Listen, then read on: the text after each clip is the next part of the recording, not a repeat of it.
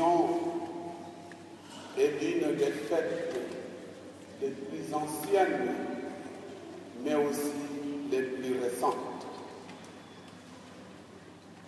Ancienne, puisqu'elle est célébrée à Rome au moins depuis 7 siècles. Récente, parce qu'elle a été instituée par le pape Pie XII en 1950. Et le dogme stipule ceci: l'Assomption est le privilège en vertu duquel l'Immaculée Mère de Dieu a été glorifiée à la fin de sa vie terrestre, dans son âme et dans son corps, sans attendre la résurrection finale. C'était déjà la foi de l'Église depuis très longtemps. Un vitrail de la dormition de Marie datant du XIIe siècle peut se voir encore aujourd'hui dans la cathédrale d'Angers. Mon âme exalte le Seigneur, mon esprit exulte en Dieu mon Sauveur. Marie est la première des sauvées. Son chant d'action de grâce, le Magnificat, fait remonter toute la gloire vers le Sauveur, le puissant.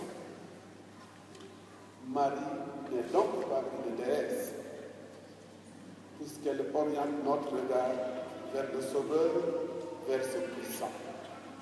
Elle se dit elle-même l'humble servante du Seigneur. Son Magnificat n'a rien d'un chant d'orgueil, c'était plutôt un aveu d'humilité. Tout ce qu'elle est vient de Dieu, par grâce, et remonte vers Dieu en louange. C'est pourquoi la vraie dévotion à Marie nous renvoie constamment au mystère du Christ. Pour comprendre l'Assomption de la Sainte Vierge, c'est la gloire de Jésus ressuscité qu'il faut d'abord contempler. Et Saint Paul de le rappeler avec force aux Corinthiens et à nous. Le Christ est ressuscité d'entre les morts pour être parmi les morts le premier ressuscité. Dans le Christ, continue Saint Paul, tous revivront, mais chacun à son rang. En Jésus-Christ, les derniers temps sont déjà commencés. C'est ce que les théologiens appellent l'eschatologie. Quand nous parlons de la fin des temps, nous sommes tentés de penser au terme ultime, à la dernière minute du temps. Et notre imagination renvoie vers cette fin, vers un futur très lointain, où nous pensons qu'il n'est pas fait pour nous. Mais le mot de fin du monde, au sens eschatologique vrai, désigne une réalité actuelle, déjà commencée, mais non encore achevée. La fin, en ce sens, c'est le but qui oriente une action dès son départ. Le Christ est ressuscité, premier des vivants. Tous vivront chacun à son rang, nous dit Saint Paul. Ce qui apparaît en Jésus-Christ, c'est la réalité ultime de Dieu et la réalité ultime de l'homme.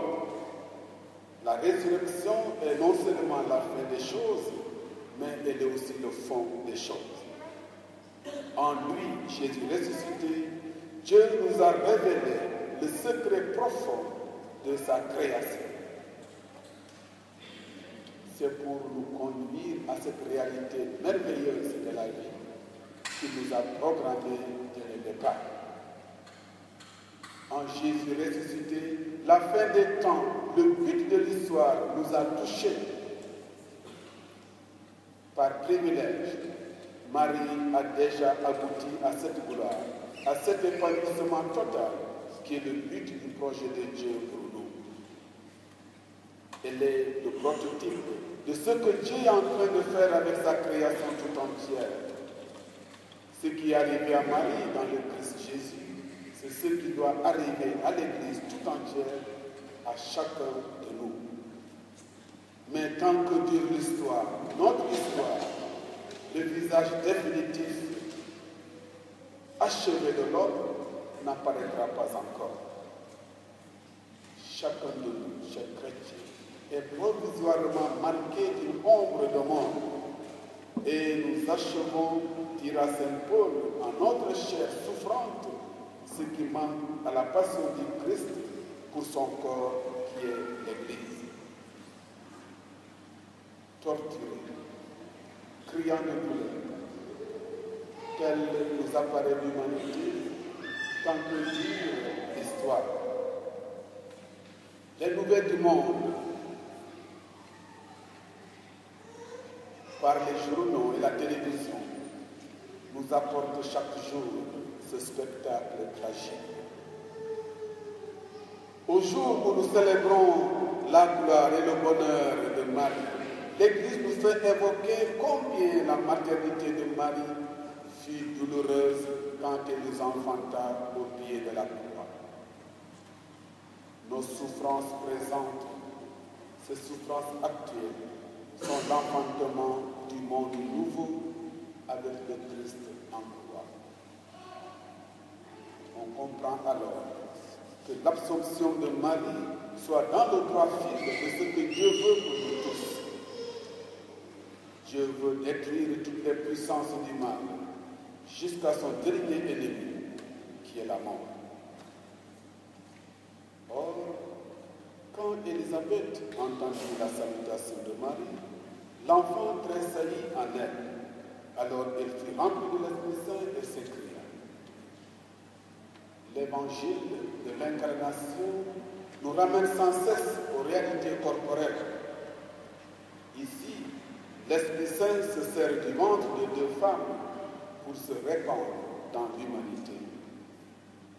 Le corps n'est donc pas une chose vieille, lourde, méprisable.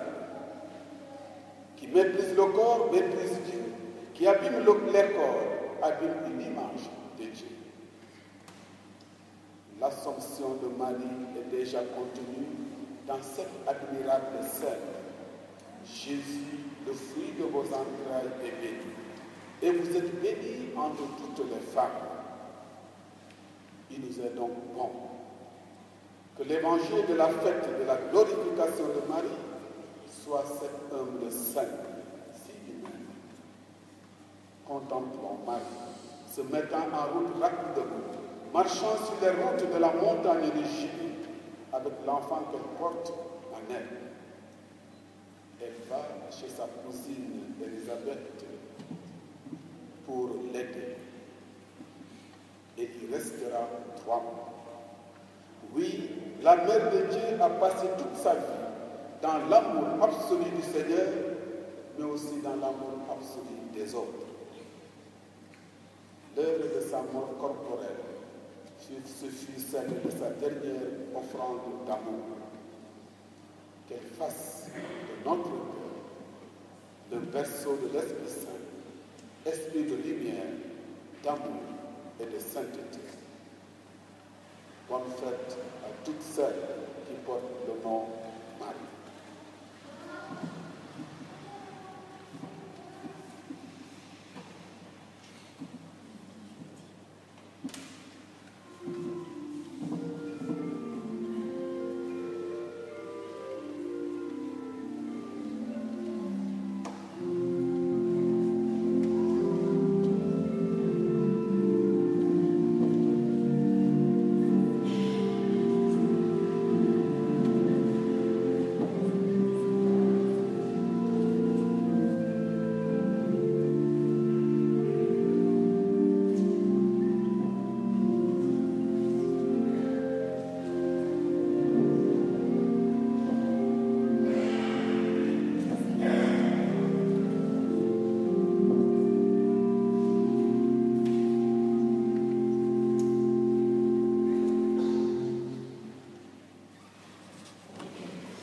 Nourris de la parole de Dieu, nous proclamons notre foi.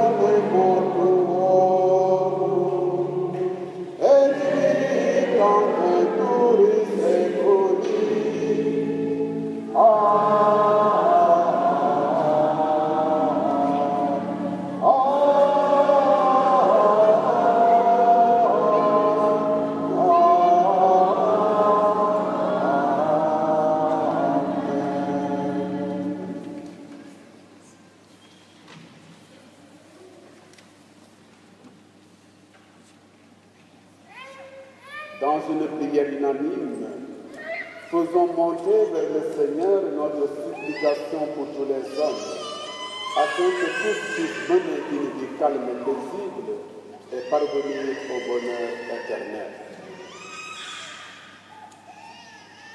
Entends nos prières, entends nos voix, entends nos prières, montez vers toi. Entends nos prières,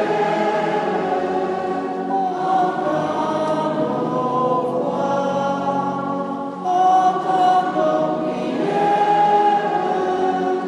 montez vers toi.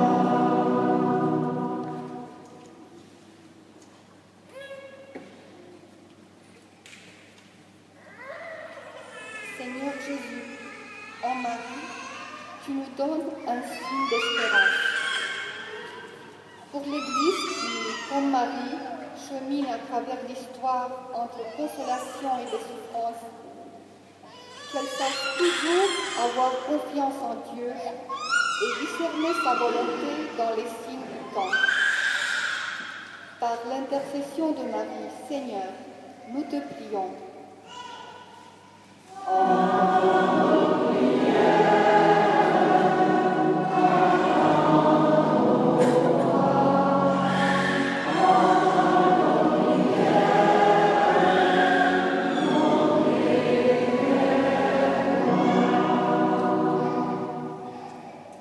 Seigneur Jésus, en Marie, tu nous donnes un signe de paix.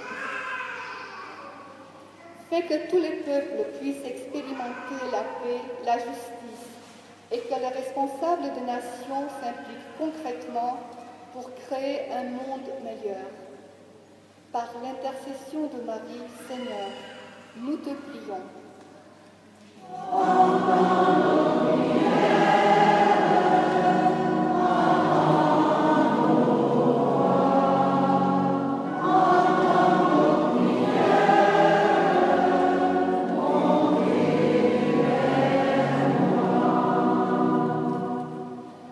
Seigneur Jésus, en Marie, tu nous donnes un signe de consolation.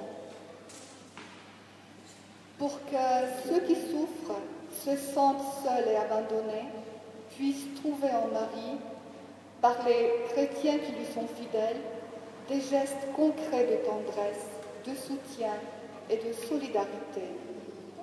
Par l'intercession de Marie, Seigneur, nous te prions. Amen.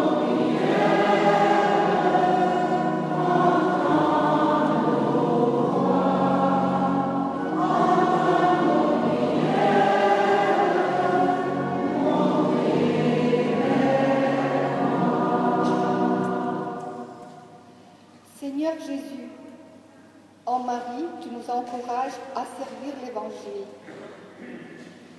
Pour que notre communauté, en cette année mariale, puisse se laisser guider, comme Marie, par l'Esprit de Dieu, dans toute pensée, toute action, tout engagement. Par l'intercession de Marie, Seigneur, nous te prions.